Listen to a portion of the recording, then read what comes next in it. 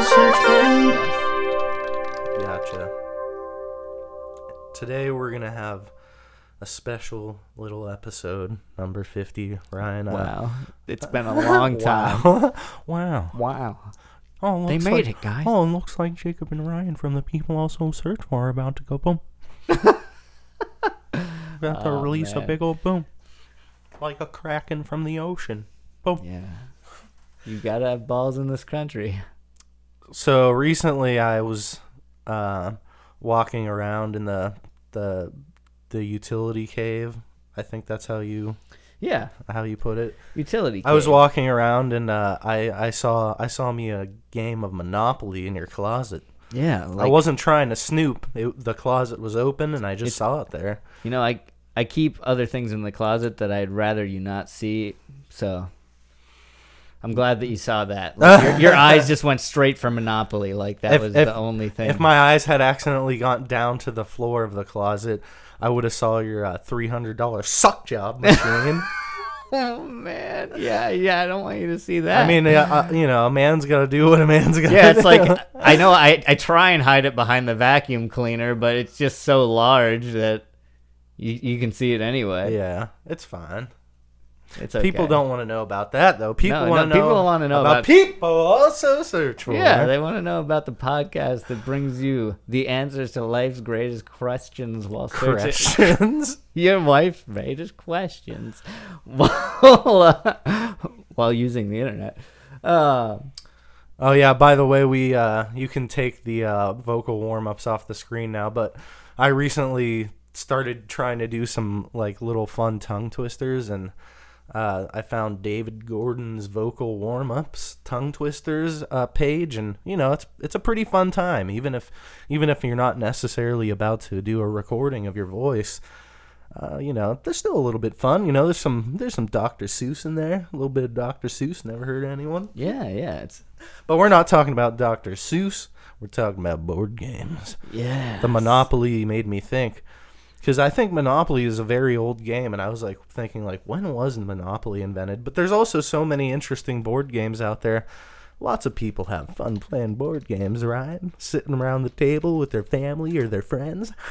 Oh, man. Monopoly was invented in 1935, Jacob. Yes. I did think that it was from the 30s, so nice. Yes. I can feel one tiny bit of validation in my day today, Ryan. Yeah, there's an entire Wikipedia of just Monopoly, so the game's intense.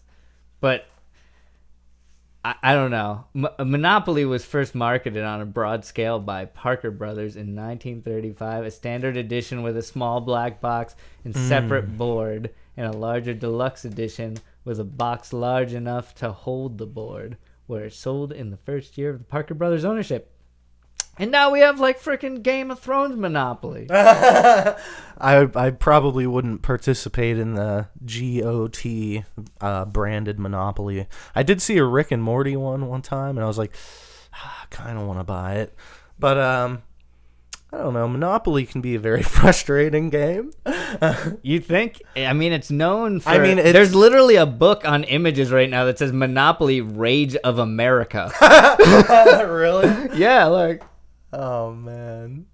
So you can tell that... Wow, the new game and the rage of America. Millions of people now playing it. Whoa. Yeah, you can tell that this has ruined some families. Honey, we're getting a divorce. I can't believe you took Connecticut Avenue from right under my nose. Baltic? I'm left standing here holding my dick with fucking Baltic? You know how much money I can make off that? It's only $2 a night. Oh, man. Good old Monopoly. I never got too furious playing it, but then again, most of the times I've played it... You weren't serious enough. I wasn't an adult. The last time I played it was as an adult was maybe, 7 years ago. So I was at least, in my young 20s. And I don't remember getting super frustrated, but it was among good friends.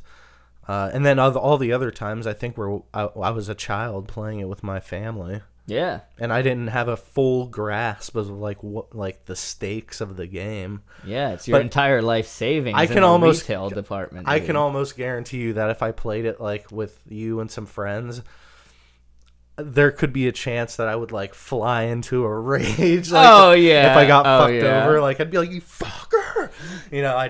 Because Board games get really serious. but I get that way even like when we would play Mario Kart. Dude, I get that way with friggin' Candyland. And that game's just, you're in front of another piece or not.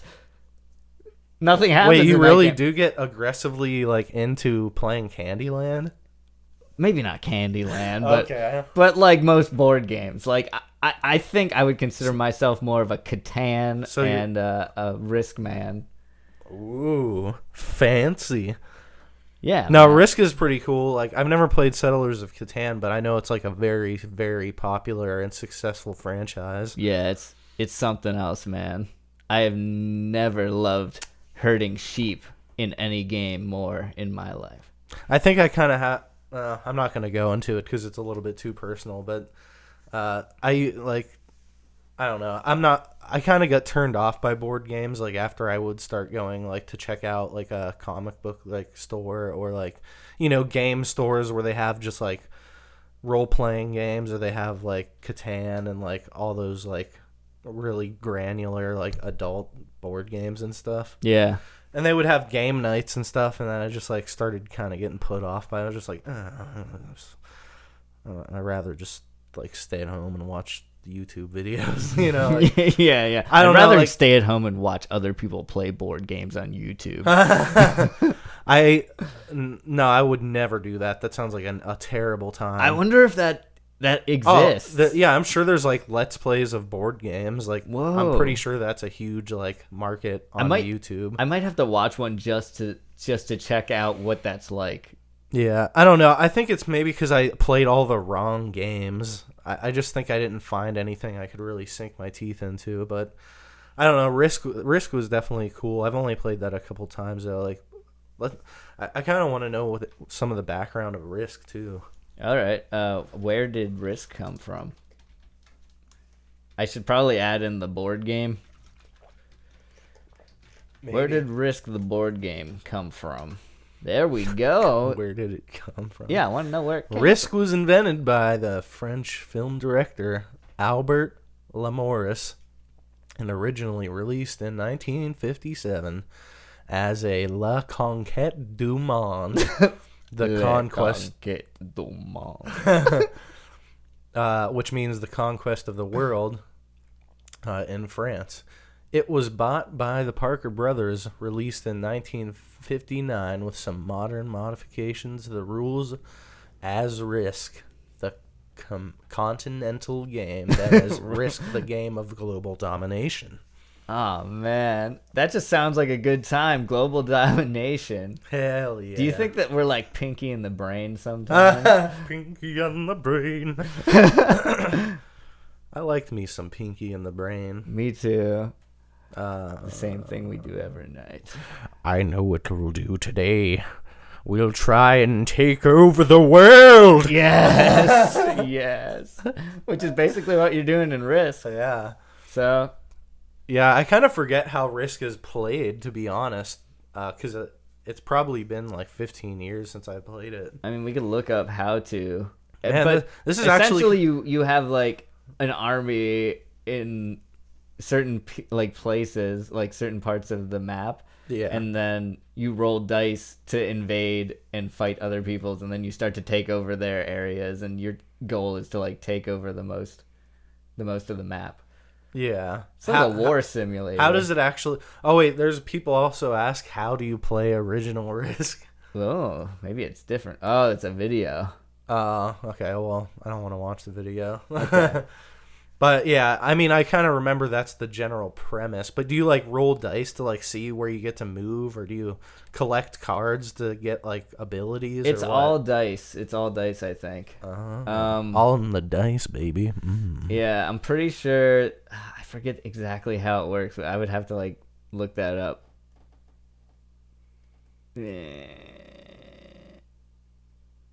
I'll tell you one board game that I can actually kind of be on board with, and it's not too dissimilar from Risk.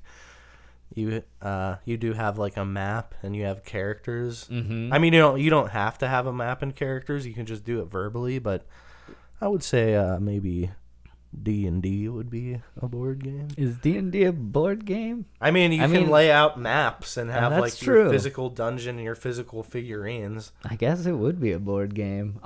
It could be a board game or like a virtual board game in your mind. Yeah, because you can play it online as well. Yeah.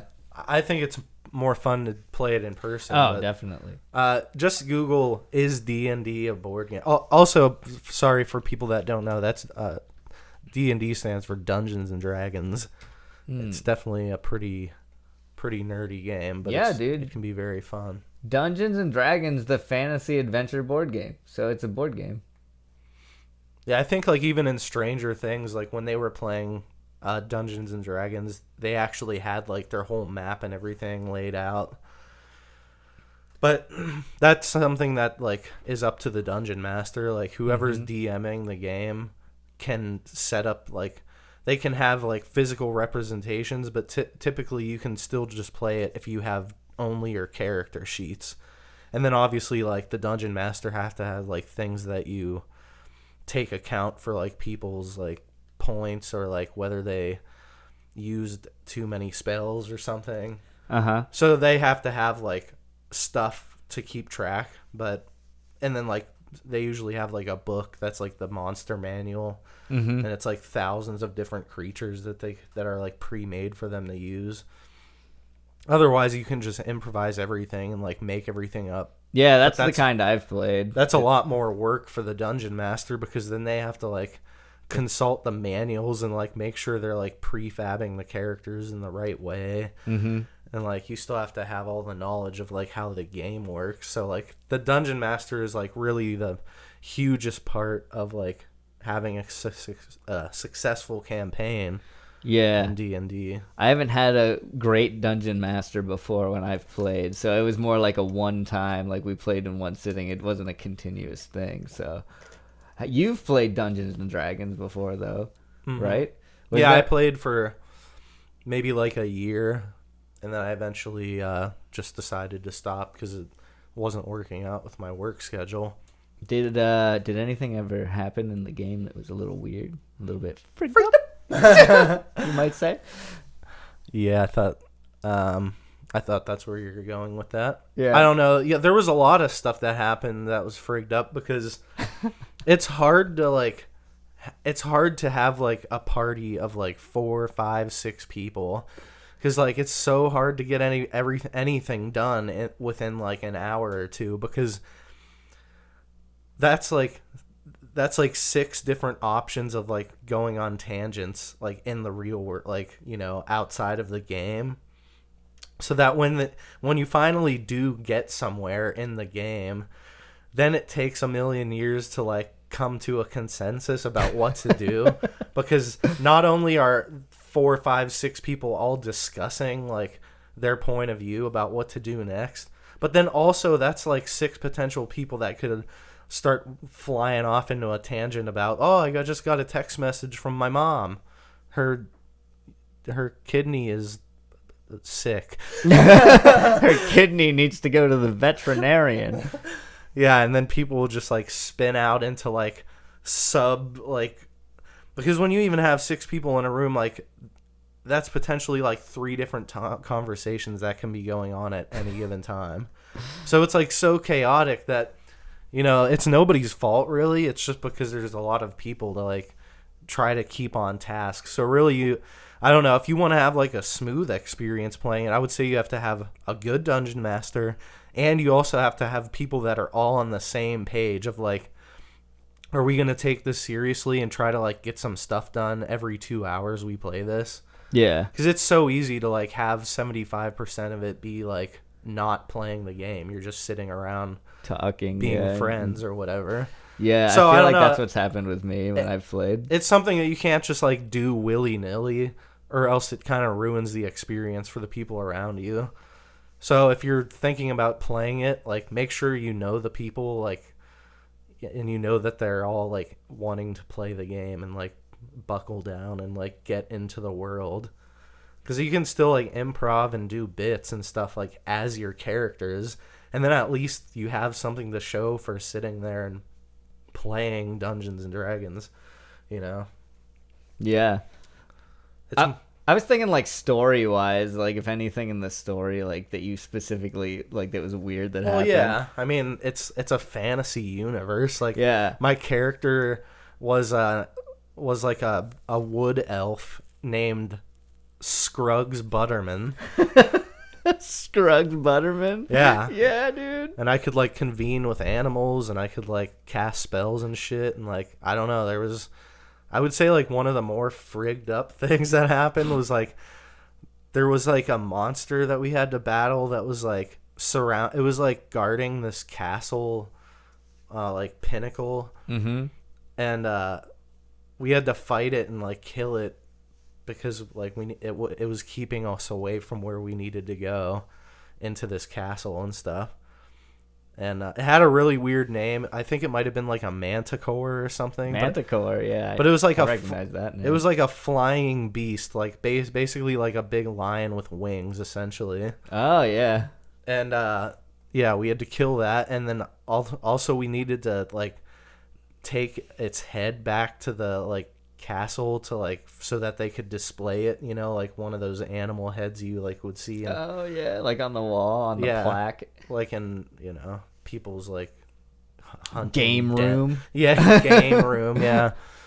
Yeah, and so we had to like saw its head off with a sword or some shit. Man. Yeah. So that Were was you like acting that shit out and then like on the table? Oh, to get out your big like lumberjack XS saw. Usually when you're playing, like, I don't know, some people are like in their character and they'll be like, haha, I'm gonna do this now. Like I don't know why I did that voice. We're going on an adventure. We're gonna go through the forest.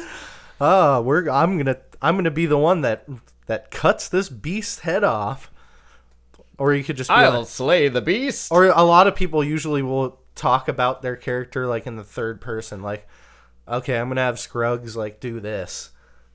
But a lot of times I would say I'm gonna do it. Like I would kind of get into character, and I like Scruggs was supposed to be like an aloof asshole, and I'd just be like, I'll cut his head off. Dang. I'll fucking do it. Yeah, I'll do it. Yeah. You don't think I'll do it? I'll do it. I think that's enough of D&D talk, though. Probably. I mean, there's so many games to get to. True. I'll just say one time I played D&D, and I was a chaotic fairy. Nice. And I went into a town, and my character needed to urinate.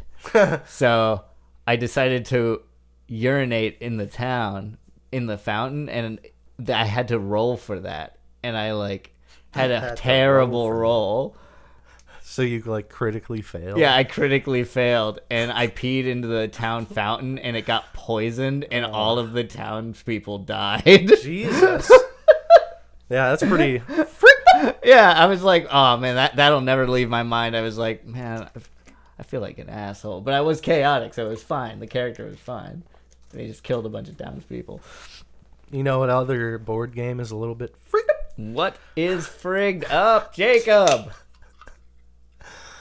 Mousetrap. Oh man, I was hoping you would bring up Mousetrap. I was thinking of that. That's like, did anyone even play Mousetrap? I know. I think maybe I played one like actual game of it, and then every other time, me and my little sister were just playing around with the toys inside of it.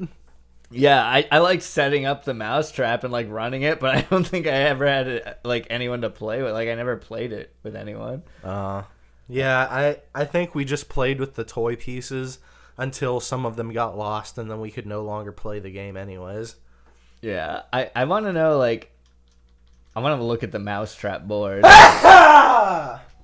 Woo! Bless you. COVID. Too soon. I remember like all the pieces and stuff, and I remember how the whole thing would like function as a as real Mousetrap. As like a Rube Goldberg machine type of toy set, you could say. Yeah, there was like the little diver that you had to fling into a. He was it in like a barrel bucket or something. He was in a very unnatural pose, like halfway squatted down with his hands, like prayer style, right in front of his face. You could almost never get that part to work. I remember, like that was really hard. That's the cool thing about Mousetrap is if you actually assemble the Mousetrap and you get to run the Mousetrap, half the time it doesn't even work. So it's just like that build up for nothing. That is something that I wouldn't mind watching a video of, and we can just come back in just a second. Well, I would say that that short video from Cinemassacre it paid off in my opinion. I forgot about like most of that. And when he explained how you play it, which is you're just going around the board like trying to get cheese and land on the space that lets you like build the next part of the trap, which I was like, oh fuck, maybe I did never play the actual game. I don't think anybody played it. They just set up the trap and then like ran it. Yeah, he was saying like because it takes so many steps and like the chance of like landing on these simultaneous things that you need to do. It's like. And it was made for like 6 years old and up. And no, and 6-year-olds would never be able to put that together. Well, some of them may. Oh, you know what? It takes so long to build it that they learn how to put it together in the process of playing the game because it takes years. Yeah, I mean, the game that grows with you. I really doubt that I had the patience to do that when I was 6, 7, 8, 9. Like I think I would do it now, though. Yeah. I don't even think it would be that fun. Like it does look cool when it's going though, because it's like a Rube Goldberg machine. But yeah, it is pretty absurd. But what's a game that's not so absurd, Ryan? A game that's not a game absurd. Of mystery, perhaps. A game where an old whodunit, if you will. Oh yeah. Who are you gonna use it on, Scarlett? Oh yeah. I'm referencing Clue, which is a fun game that we've actually played in the form of a Super Nintendo video game on our partnering part of our brand, which is people also search for plays on YouTube. So go watch our Clue video. It's one of the first one we ever made. Yeah, it's like our first video or one of the first videos, and it's a little bit low quality, not gonna lie, but it's still worth a watch because there's some good old classic people also search for moments from nearly a year ago. We're now celebrating episode 50 with some fun old board games like Clue. Oh, I'm about to Clue. Oh man, how do you? Well, let's see. How do you play the board game Clue? Which we figured that out the hard way because I had no idea how to play. Yeah, in the video you can see us not remembering fully how Clue is played, and then I think it's actually partially what made me lose the game. Yeah, but as a whole, we won the game. Yeah, we won the game as a whole, and this is a team effort. Clue's not really a team effort because you're just trying to find a bloodthirsty murderer. But it's pretty fun. It's where does it say like the year that it came out? Like there might be more information down there. Maybe more details. Yeah, why not? Oh, okay. Turn the time machine back to 1986 with this retro series Clue game. Clue has intrigued. Well, this doesn't say. It just says that it's retro. I don't know if that's the year it actually came out, though. I feel like it's probably older than 86, but I could be wrong. Clue board game origins. What the heck? Cluedo, known as Clue in North America? It was originally called Cluedo? Wow. Whoa. A murder mystery game for 3 to 6 players that was devised in 1943 by Anthony E. Pratt from Birmingham, England. Birmingham. The game was first manufactured by Waddingtons. Waddingtons? Waddington? Waddingtons, yeah. Waddington. In my office now. In the UK in 1949. So it is quite a bit older than 1986. It was devised in 1943 in Birmingham. Waddington, get in my office now. Cluedo. You don't say. Yeah. The game. What does that say? The game Clue was born of boredom. On history.com. Oh man, that might be interesting. Honey, I'm a little bit bored. Oh, sorry, I need to do it in British. Honey, I'm a little bit bored.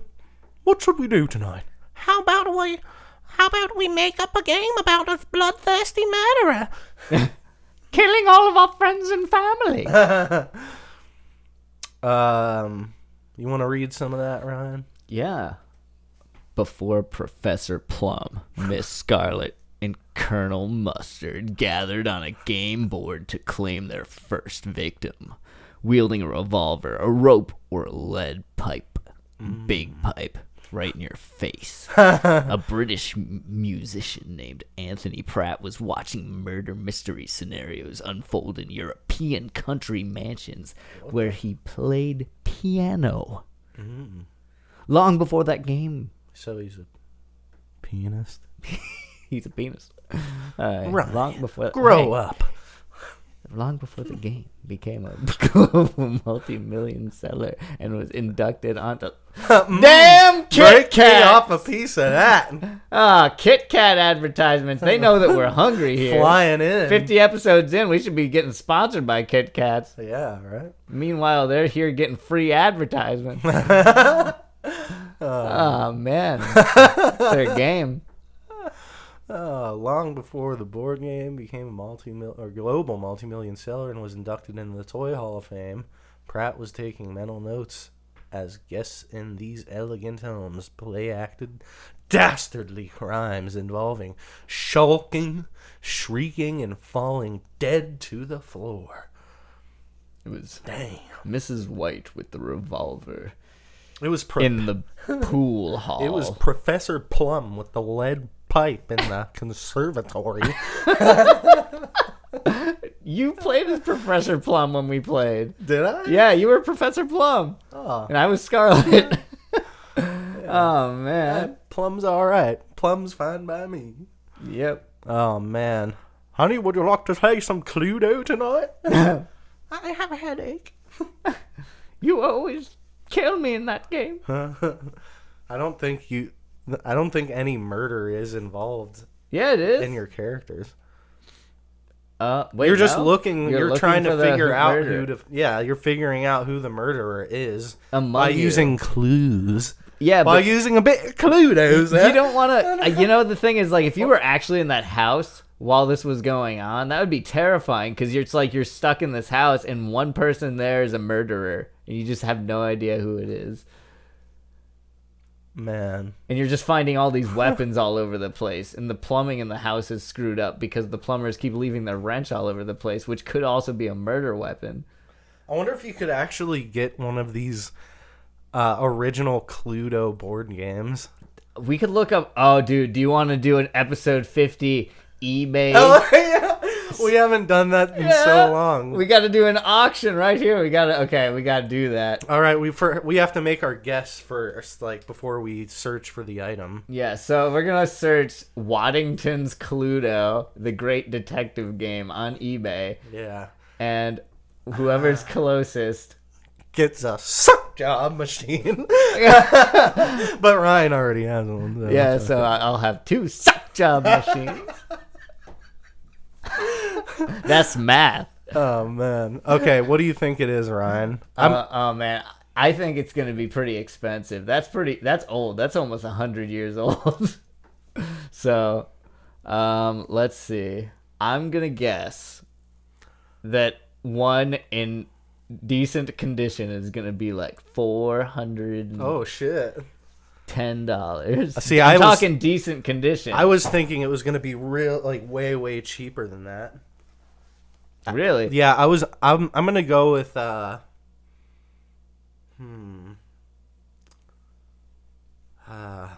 say 350. I'll say 95. 95. Yeah. Okay. I was thinking around 100 or maybe even 150, but I'll go with 95. Now, I think the quality is going to make a big difference, and I was thinking like a really good quality. I was one. thinking just a decent, because originally you said just a decent condition. Oh, okay. Because I'm sure there's not a lot of them that are in pristine condition if it's from 1949.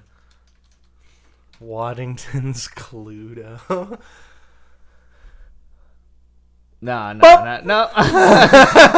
There's no way that it can be that cheap. $7 is the first result. $7.95. And all it says is pre-owned though, and then the next one This one's from 1972 though. That's pretty old. That's not the original one. I wanted the original one. Well, yeah, I know what you mean.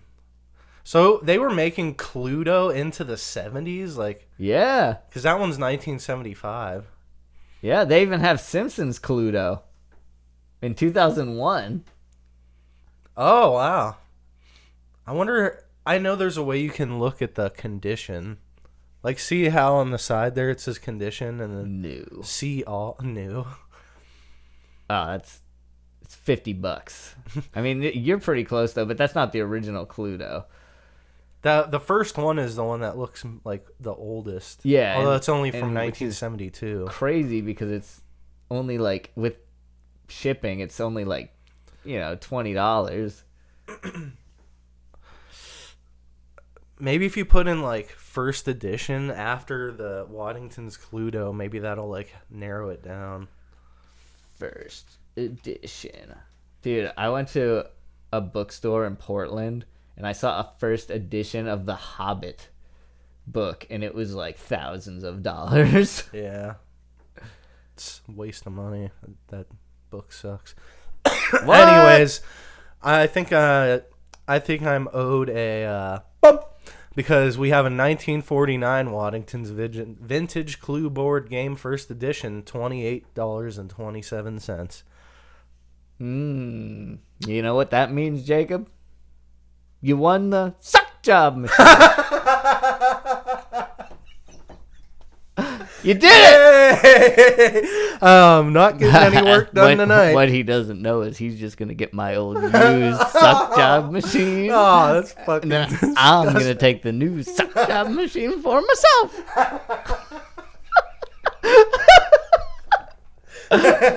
Oh, man. Yeah, so, which those actually are. Those are hundreds of dollars. A suck job machine? Yeah, we looked at the original one before, and we had to cut it out of the podcast. Oh, yeah, I forgot about that. The auto blow one. Yeah. Oh, man. I partially want to buy that, and it's even from the United Kingdom. I mean, that is how cool. much better can you get? 1949 Waddington's Vintage Cluedo Board Game First Edition. And then when people come over to your house for a dinner party, you say, well, now that we've had our dessert and our coffee, would anyone care for a rousing game of Cluedo? What the fuck? Cluedo? If somebody did that to me and I went over to their place and they pulled this out, I would have the biggest smile on my face. Like, I'd be like, yes! I thought you were going to say biggest something else. Biggest what, Jacob? I thought you were going to say, I would have the biggest erection. I would have the hugest boner. From Cluedo. Yeah. Is that Cluedo? Whoa! Swing! Swing. Swing. It's the universal sound for erection. Oh, is it? Yeah, man. What is that based on the lore of Wayne's World or some shit? Yeah. Wayne and Garth, my good friends. I bet there's a Wayne's World board game. Probably. There's a Wayne's World video game, isn't there? When you typed in Wayne, the first thing that came up was Wayne Brady. Good man. It's like, good Whose job. line is it anyway? Good job. Yeah. Wayne's Good World man. board game. Man, I thought it would come up in the recommendations. The and it first did not. autofill thing was Wayne's World Bohemian Rhapsody. Yeah, which that makes sense. That's pretty iconic. Pretty iconic. Oh, man. BoardGameGeek.com. We may have found a great place to look up board games. Oh my god. That. Wayne's World VCR board game. 92, man. Wayne and go ahead, man. Wayne and Garth will entertain and surprise you in the VCR board game hybrid. Oh, is this one of the ones where you had to put a tape into the TV? Yeah, and like Toby Terrier. Yeah, you had to put a tape into your tape player and fuck. And put a tape into the tape player and fuck. Yeah. You never know what's going to be on one of those This tapes. is a rousing game of Wayne's World VCR board game, honey. Oh yeah, fuck me more.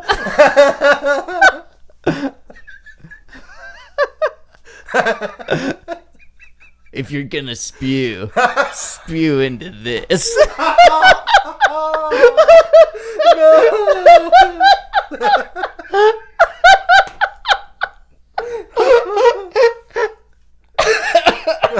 Man, I almost peed a little bit.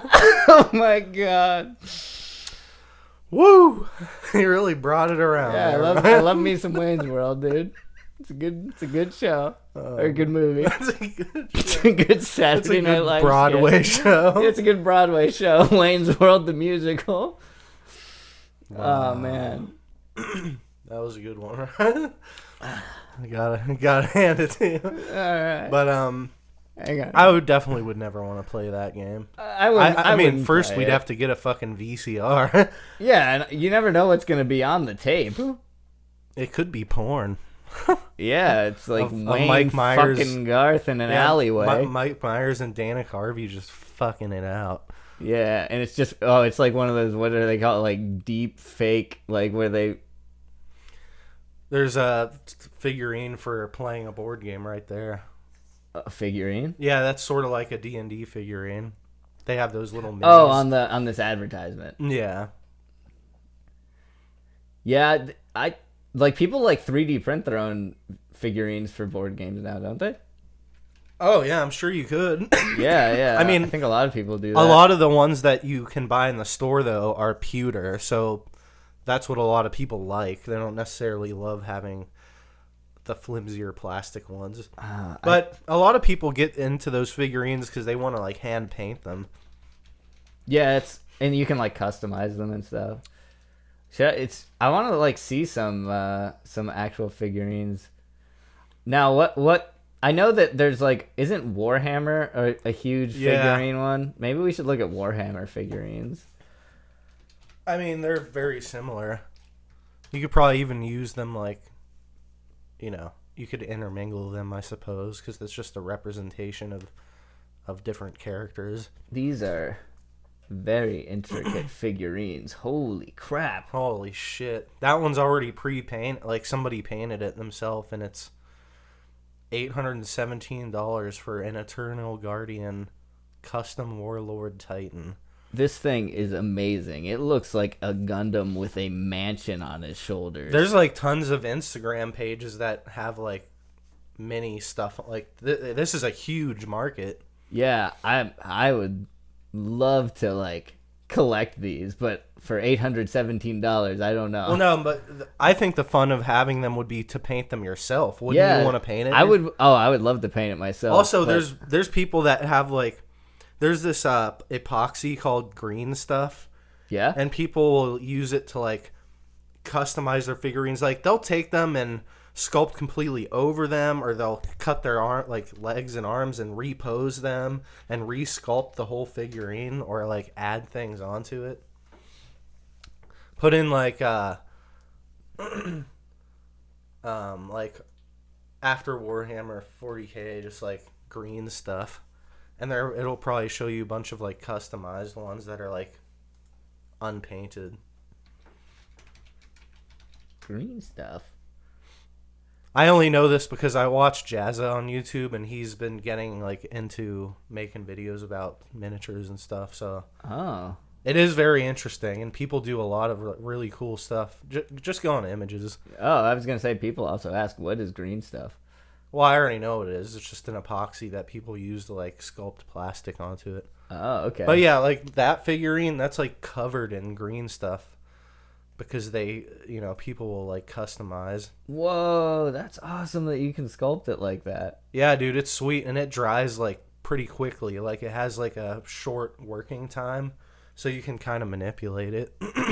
So it's like an epoxy putty. Yeah, That's cool. it is really fucking cool. Like I don't, if I knew that I had the patience to do that stuff, I would love to do it, but I can't work small. I just can't, like, as an artist, like I can't do anything that's like tiny and like, you know. I prefer doing big stuff as well, but I think I could do a few tiny things. I still have a Gundam that I never painted. Oh, really? Oh, those were my favorite, like the Gundam model kits that you put together. Yeah, one time we were like at I guess it's just a toy store, like a retro, like used toy stores. I mean, they have new stuff there too, but I found a pretty cool looking Gundam and I had never made one. I put it together in like 3 hours or something. And then I was just like, oh, that looks pretty cool. And I kind of wanted to paint it, like make it look like battle damaged and shit and like all.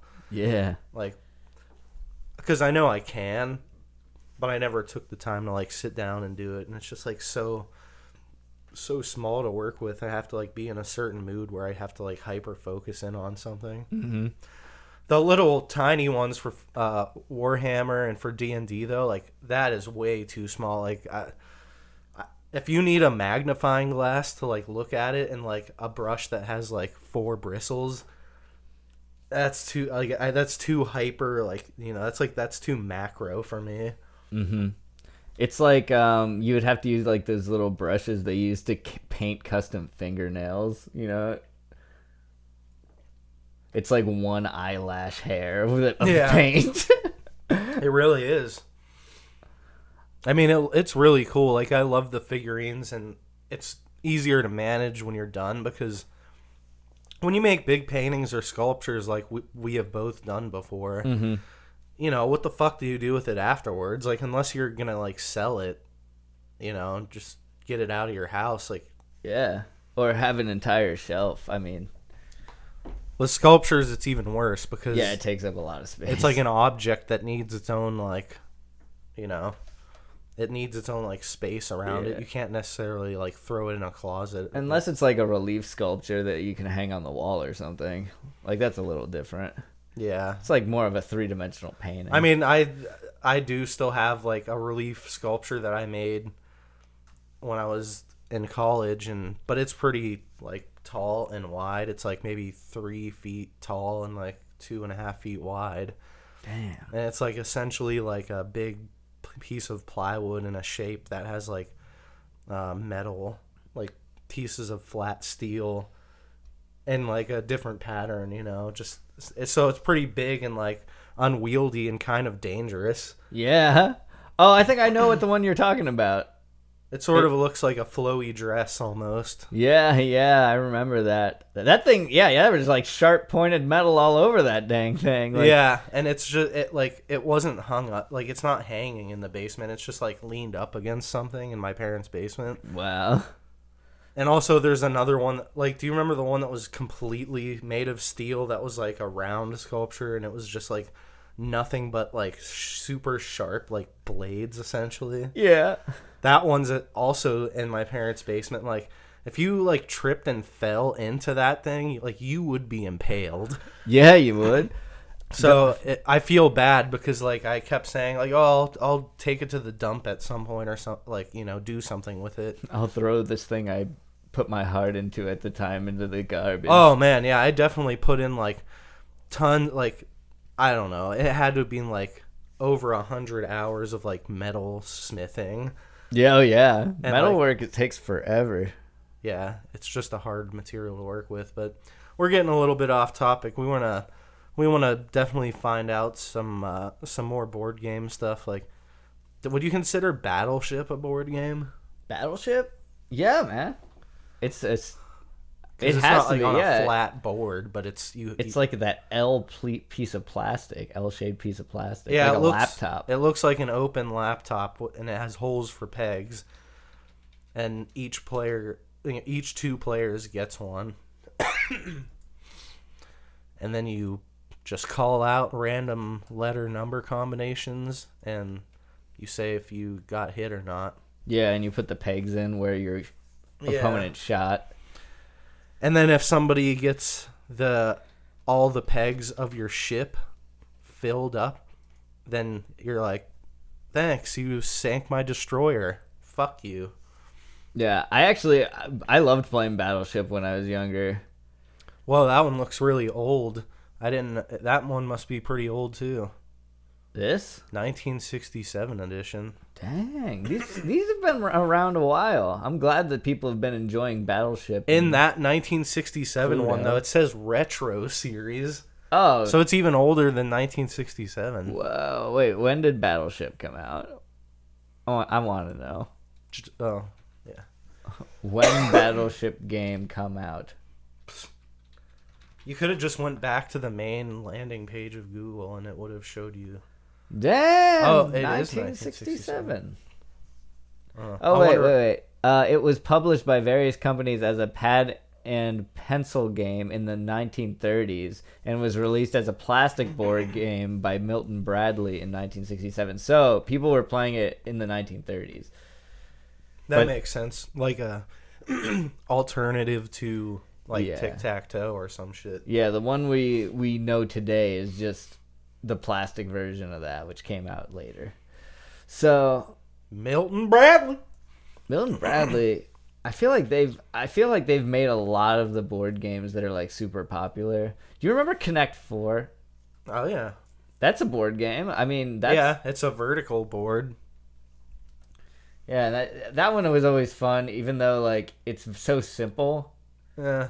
I liked it when I was a kid, but I probably wouldn't want to play it now. Oh, I don't think I'd want to play it now either. I've seen like a gigantic. I was at a hotel once, and it had like an area for like a hub for people to hang out in, and the hub had like a giant Connect 4 map, or board. Like, how giant was it? Like I'm talking like 4 feet by 4 feet. Like it was big. And they had like giant discs that you could put in it and play checkers. Connect 4. Yeah. Oh, we didn't even talk about like checkers or chess yet. We did. Oh man, we need to go back to the beginning. Screw Connect 4 and its giant hotel version. And Battleship. Yeah. Fuck Battleship. Dude, chess Fuck is the where Battleship it's at. movie too. I heard that was a piece of shit. Oh man.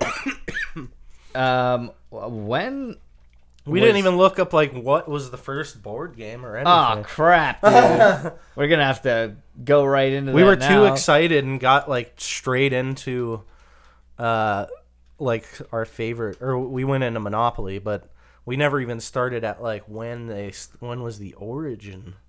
Senate found in pre-dynastic and first dynasty burials of Egypt circa 3500 BC and 3100 respectively, is the oldest board game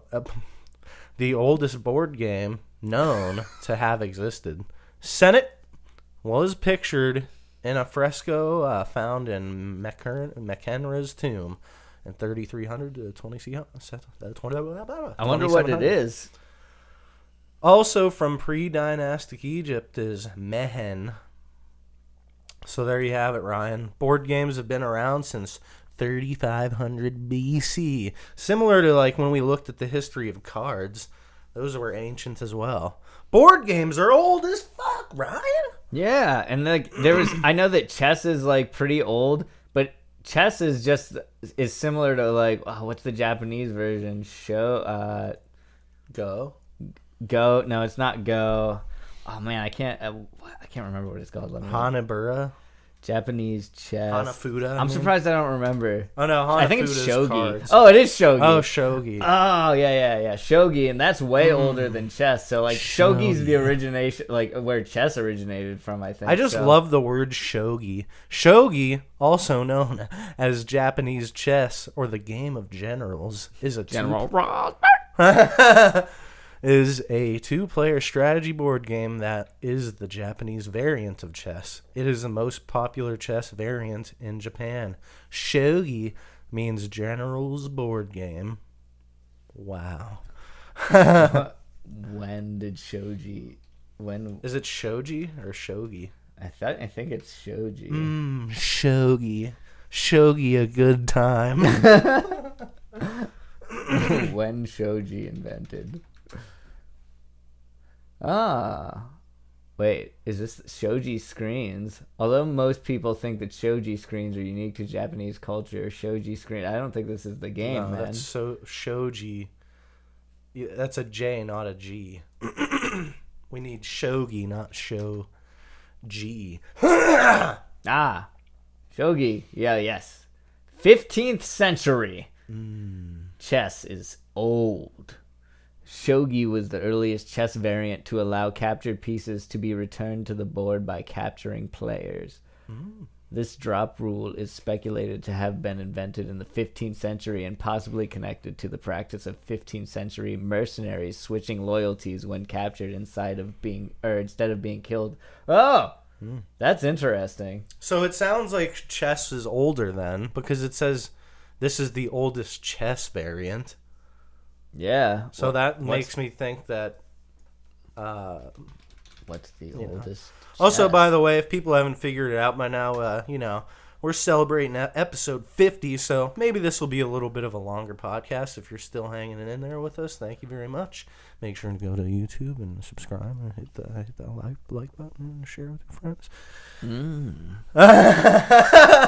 Wow, did you like that, Ryan? I did. Did you like that? I like it when people share us with their friends. Yeah, me too. Did you like that Spindrift sparkling water? No, Jacob, I did not, because what I'm learning, and spoiler alert, Spindrift seltzer water or sparkling water is not very good. Doesn't sparkle very much, in my opinion. There's not enough sparkle, and it's almost like too much flavor for that style of water. Gotcha. The oldest European chessmen may be some Italian chess pieces made of bone with ivory topping. Oh, fuck yeah. Give me some of that ivory topping. I want some of that ivory topping on my sundae. It was found in Venafro, Italy, and is dated to about 980 AD. Nice. 980 AD. Oh! Yeah. Cool. It is displayed in the museum. Gordon's. What? Gordon's. Yeah. Displayed in the Museo Archeologico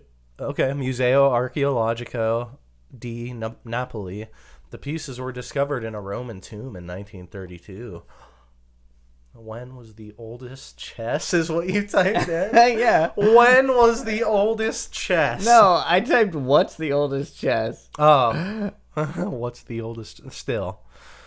What is the oldest game in the world? We already found that out at the Senate. Yeah. Senate! Full Call Senate. back. What is the U.S. Senate? What's the old... That says oldest chess men. So does that mean that chess men are specifically for the game of chess? I don't know. I feel like checkers had to have come before chess because it's so much more simple. Okay, I'm not following your logic there, but we'll see. I just feel like checkers is an easier game to think of than chess. Oh, checkers was around 3000 BCE. Wow. Wow. So historians now believe that the oldest form of checkers was played around 3000 BCE. It was found by archaeologists in an ancient city called Ur in Iraq. Those who have studied the history of checkers have also found a game called Alquerque. Wow. Alquerque. I mean, that it almost looks like Albuquerque, but there's no B in there. Yeah. Alquerque. Alquerque, my tummy hurts. Oh man. I want to know what Alquerque is because that could lead us into like a whole new territory of board games. Yeah. Oh, those copy and paste skills. Yeah, I didn't want to type it in that time. We're moving into the future using special techniques. Not hotkeys though. No. Just, the good old mouse. Good old right click. Alquerque is a strategy board game that is thought to have originated in the Middle East. The Middle East. It is considered to be the parent of the droughts and no. Oh man, it's an abstract strategy game. It doesn't say what it is. Abstract. Where do you see that? Right here. Abstract strategy. That's the game. genre. How to play? I want to know how to play it. How to play? Because this is a game that most people probably haven't heard of. I've never even thought about this. Oh, the game is played in turns with one player taking white and the other black. 1. A piece can move from its point to any empty adjacent point that is connected by a line.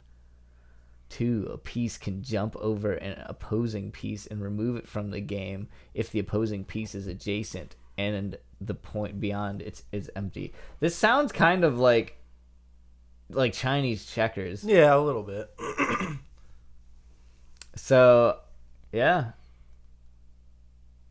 It's does it say how to it doesn't have a pronunciation thing. I kind of want to know like if I was saying it right, but it's thought to have originated in the Middle East. We already read that.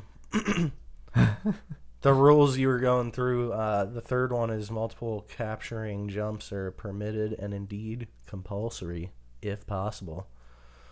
Yeah, that is like Chinese checkers. Mm-hmm. It's a capture. If a capture is possible, it must be made, or else the piece is removed or huffed. The goal of the game is to eliminate the opponent's pieces. You never want to huff your piece. Also, there's another game that's actually more like this, but you have to surround. Is it Othello? Yeah. Yeah, it looks like almost like a combination of Othello and Chinese checkers, but in a square shape instead of like the star like in Chinese checkers. So that's strange that's like older than checkers. Because that seems like a pretty complex game. I thought checkers were from like 3000 BC. What isn't this one from? I thought it said that this was older than checkers, or maybe it's from around the same time period. Where was this? The historians who studied the checkers found that game. So okay. So they found it in the same kind of area where they found the checkers in 3000 BCE. Oh yeah. Okay. So they don't know which one came first, most likely. Yeah. So I know there's probably a lot of games, like the one game that we wanted to talk about because it's such an iconic game from the 90s. Good old Jumanji. Jumanji. Robin Williams. I loved that movie when I was a kid. Yeah, it was fantastic. I don't know. I haven't seen it in a long time. I don't know if it holds up. When you type in Jumanji, the first thing that comes up is Jumanji: The Next Level. Why? Ugh. It should be the original one. God damn. Wait, I think Did I type in Jumanji? No, you just typed in Jumanji, and also this movie got pretty good reviews. Really? That's crazy. I didn't ever really want to see it because I was like, they're gonna ruin Jumanji, like the lore of the Jumanji universe. This is 2019. I didn't know it was that recent. Too. Oh, that actually on the Wikipedia entry, it's describing the 1995 American fantasy adventure film directed by Joe Johnston, is loosely based on the 1981 children's book by Chris Van Allsburg, and the first installment of Jumanji of the Jumanji franchise. I wonder if the Wikipedia page talks about Zathura. It does. Oh, really? Yeah, because they made a sequel movie to Jumanji, and it was called Zathura, and it was in space, and the author of the book's the same author. It's weird because I never knew that had anything to do with the Jumanji universe, but the books Jumanji and Zathura were both from Chris Van Allsburg, which I was like, that's fucking crazy. Because I actually have seen Zathura, didn't care for it very much, but I saw that when I was a lot younger, and I didn't know it had anything to do with Jumanji. Also, there's Jumanji: Welcome to the Jungle. What the fuck is that? It's a sequel to the 1995 film. 2010s. I maybe they had multiple new Jumanji. Wait, movies. July 2012. The project was confirmed 3 years later in August with blah blah blah. It was a tribute to Robin Williams' lead, and his character was mentioned with him in the film. Wow. Oh wait, so this it's a new set of characters. It's a film of 4 teenagers in 2016 who are stuck in Jumanji, the video game. Wait, so there's 2 new Jumanji movies? Yeah, I guess so. Because one of them's God. 2019, so this Welcome to the Jungle one must be. Wow. That's crazy. I wonder if that one did as good as on Rotten Tomatoes. What was it called? Jumanji, Welcome to the Jungle. Welcome to the Jungle. I didn't know there was 2 new Jumanjis. Oh, so there was one in 2017 with The Rock, Dwayne The Rock Johnson. I think that whole cast is in both movies. Oh, they are? That's pretty good cast. Go to welcome, or go to what was it? A New Level, The Next Level. Oh, The Next Level. Yeah. I think that's the same cast with like Jack Black and Dwayne The Rock Johnson. It is. Yep. That's crazy. I didn't even like register that there was 2 different times that there was a new Jumanji with The Rock. Yeah, maybe we should watch it. Dude, this one didn't do bad either. Welcome to the Jungle got 91% like this movie. I don't know, but I feel like it's probably more of a kids movie, but I think I did hear somebody say once, like on a podcast or something, that the new Jumanjis were good, and I was like, god damn it. I'm gonna have to watch them at some point, I guess. Yeah, just because I loved Jumanji, the 1995 film. We should have a good old people also search for marathon of Jumanji, where we have to watch Jumanji and then Zathura and then Jumanji Welcome to the Jungle and then Jumanji the Next Level. That would be quite a binge. That's like a commitment. That's an entire day. That's a sit down, eat Taco Bell for hours and watch Jumanji all day. Ryan, I don't think anyone can eat Taco Bell for hours. You can if you space it out, you know. You're going to want to eat light. You're going to want to go with the regular tacos. You don't want like any like beefy 5 layers in there. You're going to go down quick if you're eating multiple beefy 5 layers. Yeah. Good as they are. Yeah. I don't know. Jumanji, like, I feel like whoever crafted like the original prop of the board game was like a genius. Oh yeah, like whoever made, because obviously I'm sure it didn't look like that in the children's book that Chris Van Allsburg made. I'm sure it didn't wasn't stylized like that. No, probably not. Because just the game itself, like in the movie, was such a like creepy and like mysterious thing. Yeah, that's so cool. I feel like the game looks like you can't even play it. Like the spaces are completely blank, and it looks like a game that like you wouldn't be able to play if you were to try and play it as a normal board game. But then it transports you. It transports all the animals to you. I mean, obviously nobody would ever be able to play it because it's like a magical thing. Like, remember how it would like tell them like some type of like. Oh, it would give you a message in the little... Yeah, and it was like, supposedly it had come from like a divine realm or something. Oh, yeah. You know what I mean? It was like a magical game. So, obviously nobody could ever play it. It's like... Yeah, that's true. I don't think that you can buy a game that will make things like spawn in your world. Yes, like, you can, Jacob. It's called... LSD and dice. LSD and dice. Yeah. Dungeons and LSD. Oh, that's freaking murdered the town again. Peed in their fountain and they're all dead. Chaotic evil. Sorry. I mean, that's just my character I rolled when we started.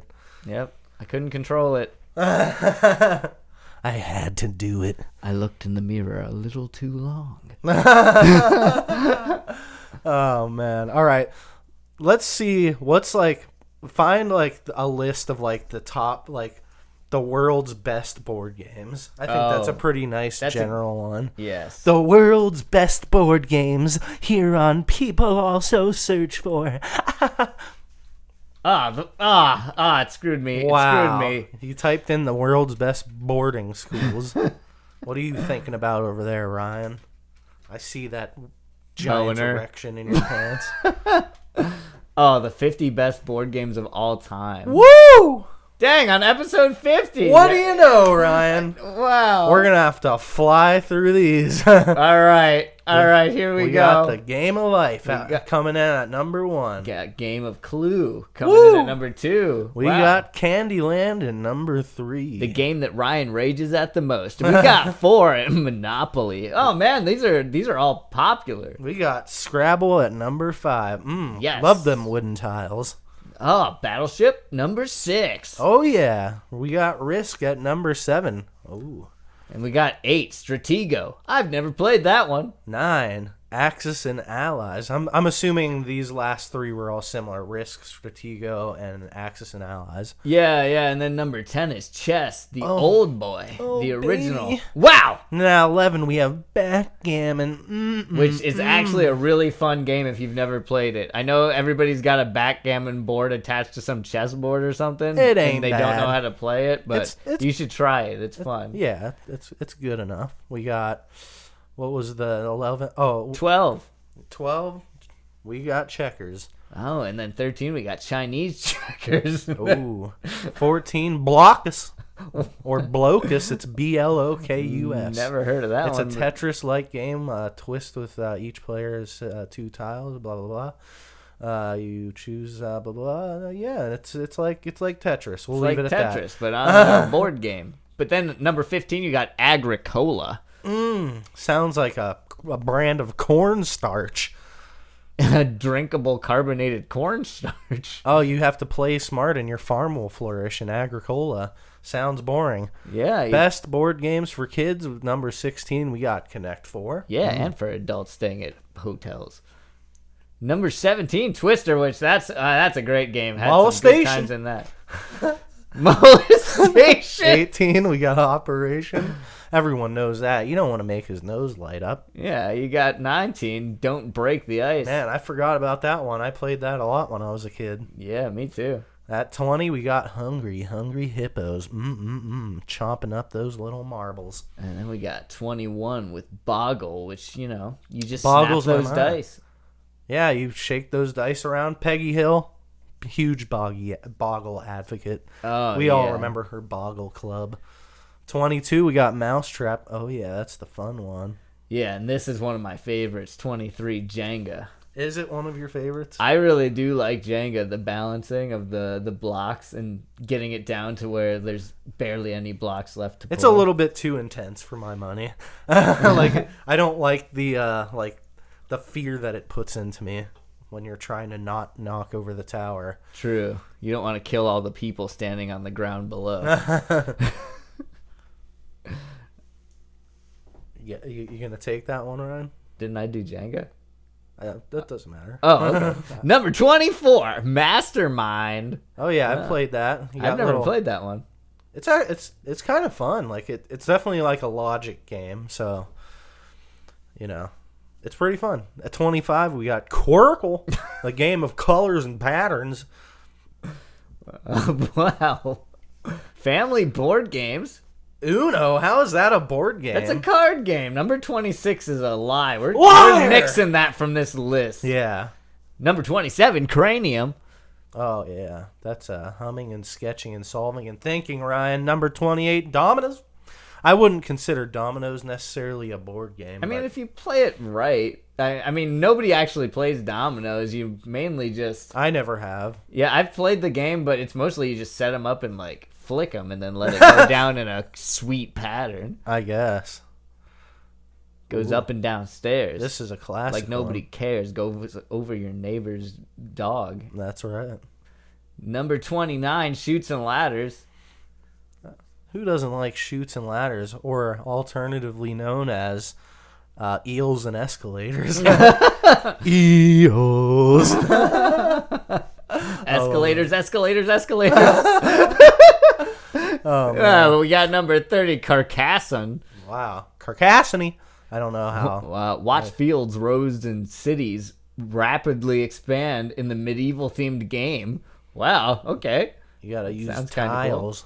Another tile game. It's like you're building up a town. At number 31, we have Traffic Jam.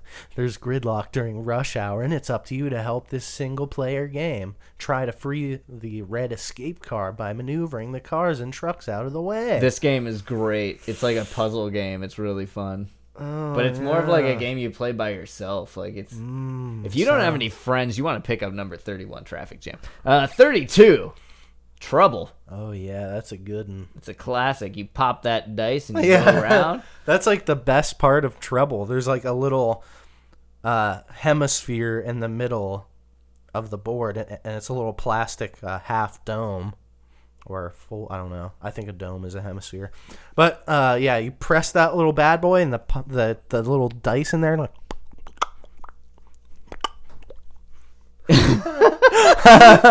and then you just go around. Land, go around. Now, see, Trouble would be a terrible game if that popping dice wasn't on it. Well, it is already frustrating. Like, it's easy to get pissed off when you're playing Trouble. Yeah, it gets you in trouble.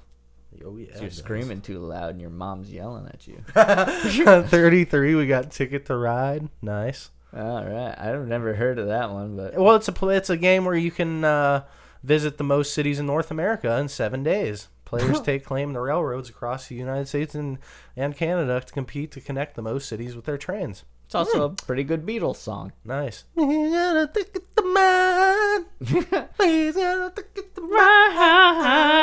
On to number 34. I don't care. Sorry. Okay, 34 is Sorry. Yep. The Sweet Game of Revenge. Yeah. Oh, wait, maybe this is the one I was thinking of. Is it like Trouble? When I was thinking about getting frustrated and it's like a mean game, I was thinking of Sorry. Oh, and yeah, then when no, Trouble is just And then when you knock boring. someone out, you're just like, Sorry. Like yeah, right you in have their to go face. back to the beginning. You literally yeah. have to shit in your, sibling's face when you play the game. Oh. Yeah, you move your pawns around and you try to get them back home. This game sounds again. unsanitary, Jacob. All pawns begin in their respective star spaces. Yep, and then you have a deck of 44 cards to see what the pawn's next move might be. It's a fun one, Ryan. That sounds fun, but not as fun as number 35, Yahtzee! Yeah, that's the good old Geist game. It's a dice game where you mix up all your dice in a cup and you throw them on the board, but there's actually not a board, so that's kind of not a board game either. No. Multiple player games, Ryan. We got 36 Pictionary. That's a fun one. Yeah. Number 37, Apples to Apples, Yeah, I mean, fine. it's okay. 38 Scattergories. Scatter those gories all over me. I feel like these ones, with the exception of Apples to Apples, take a little bit more skill. Like Pictionary and Category. Like you need to. It's not as easy as your average board game. I played the next one, which is also kind of fun. Catchphrase. I've never heard of that one. Oh, really? No. Oh yeah, you have to say different things that like go with the type of phrase. It has a 10,000 words stored in it. You play the everything category, which will pull one of the words at random or select one of the 10 different categories for a smaller pool of words with a central theme. Get your teammates to say a word and then quickly pass the disc to the opposite team. The process continues, passing the disc from team to team until the round ends. A timer embedded in the disc gradually beeps faster and faster until it abruptly sounds a loud buzz, signaling the end of a round. Move fast! You don't want the disc to buzz in your hands! Oh my god. It's definitely an intense one because you don't want to be stuck with the disc when it. That sounds terrifying. When it beeps off all over your hands. Oh man. That reminds. Have you ever played? This isn't a board game, but Brain Warp. Maybe. It was like I believe this is Wow. it deserves to be with the board games because it was one of my favorites. And Brain free. Wait, Brain what was it? Warp. Brain warp. Brain Warp. You'll know this. Oh. Yeah. Yep. You played one of those? I've That's a seen stressful them. game. No, that's like an alternative to Bop It. Kind of, yeah. Which this is like more of a toy, in my opinion, than it is a. I mean, it is a game, but Yeah, it's like halfway between a game and a toy. But Bop It. I think this belongs Tug it. in the it's tug Lick it, it. twist it, suck it. Suck me up. Suck my wolf. Oh man, Um. we gotta get back. We gotta get Yeah, back we're gonna on. finish up the rest of this Number number 40. 50 special edition list of people also search for on bhg.com. Better Homes and Gardens, that is. Take it away, Ryan. We got number 40, Taboo, the game where you use forbidden words. Oh, Where you say the gamer word. you say the what? The gamer word. Yeah, don't do it. Don't do it. Oh man, number 41, which is kind of ironic because this taboo Freeze. you're trying to Rock. say forbidden words, but speak out is the next one, number 41. It's a riot to play at parties. Ellen DeGeneres plays it with guests on her TV show. Whoa, if Ellen DeGeneres plays Speak Out, you should play it too. Fuck Ellen DeGeneres. Oh, okay. Well, then fuck Speak Out. Nobody plays Speak Out. We don't endorse I never that. even heard of that Yeah, fucking game. We're Fuck gonna go that to number shit. 42, Password. Yeah, I played that one. Yeah, that's not bad. Yeah. You have a password. Yep. Yeah, you gotta guess it. 43, Mad Gab. That's a pretty fun one, too. It is the game with 800 words and phrases on the Mad Gab language, which will have you scratching your head as you try to figure out what just the heck card is trying to say. Teams are given 2 minutes to sound out 3 cards. If they can't solve one of the puzzled and designated stealer on the opposing team may steal the point. Enjoy playing this game where everyone sounds silly. It's like they like mash words up. Like I remember one was like Mick, he, or like Mick, him, ouse, or some shit like that. It's Really? like it's like nonsense words that are like made up, but it's trying to get you to say Mickey Mouse. Like it'll be like chopped up phrases and stuff that you're supposed to guess what the person is reading from the card. Gotcha. That sounds like it'd be fun, but you know what's even more fun? I do know. Adult board games. Butt plug. This isn't what I had in mind, but number 44 is Trivial Pursuit. It is pretty fun though. That it is fun, yeah. It's just not what I would consider adult. I think it means more like thought-provoking games. Oh, so it doesn't mean like Ages 16 and BDSM. up. No, Oh, unfortunately not, Ryan. It's not the Karma Sutra book. Oh, okay. It's fucking Trivial Pursuit. Fine. 45 sequence. Premise of chip and card game is simple, Ryan. What is it, Jacob? Play a card from your hand and place a chip on the corresponding square. Oh yeah. Moving on. Place my chip hard onto number 46, the greatest of all time, Catan. Welcome to the beautiful resource risk island of Catan. It's an award-winning game for good reason. Okay. For good reason. And then you just stop. Like, Yeah. Wow, way to support your opinion. Ah, fine, dude. You and your fellow players are settlers on the island working to build up your settlements and cities. And different parts of the island provide different resources, and you will have to barter and trade with your opponents to get what you need.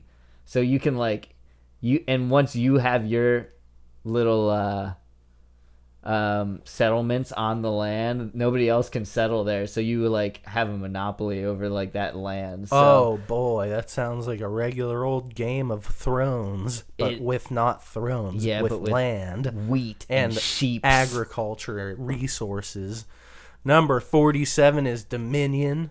That's a medieval themed deck building card game where characters compete to acquire the most valuable cards. I love deck building. It's like Magic the Gathering. Oh yeah, build that deck, baby. Right on to number 48, cribbage. Now, cribbage is a math-based game of strategy that has been around for centuries. Mm-hmm. It sounds classy to me. Cribbage. You just need a deck of cards and a cribbage board. Number of rules to play and scoring, so the game might move slow when you're first starting out. But that's okay. You won't be stupid forever. You can pick up the rules from very patient or experienced player, or learn how to play with a fellow newbie. Cribbage is great for 2 players but can accommodate up to 4. The game consists of a series of rounds where players strategically play the cards in their hands to score certain points. The cribbage board keeps track of the score as players move the pegs along the path. To win, be the first player to score 121 points. Wow, that's a lot of points. That sounds like a long game. You But know, the next one, it can be a short game a because really it short sucks game. ass. Number 49, Cards Against Humanity. Now it's. Oh, I've had he some said time- a swear word. I've spent some time playing this, and it is fun. He said fun. Hitler pooped his pants. Oh, it's so funny. Oh my gosh, you're like so funny. It's like, oh man. We're going to wrap up this list finally. Thank everyone for sticking with us, and we're going to hopefully bring you 50 more episodes of People Also Search For Podcasts. And number 50 here on our list of games is Azul. This quick board game for adults challenges players to decorate the colorful tiles. Scores are based on how the titles are arranged. The player with the most points wins the game. One reviewer wrote, "It's nice to have a strategy game that doesn't have too many rules and is relatively quick to play. Maybe about 30 minutes. Wow, that's like a game of decorating. There you go, Ryan. And thanks to Julianne Helms Bartlett for putting together this comprehensive list so that we can make the podcast a little bit more entertaining. Yeah, and more entertainment to come on the next 50 episodes. Woo! 50 more podcasts. 50 more podcasts. Suck me off!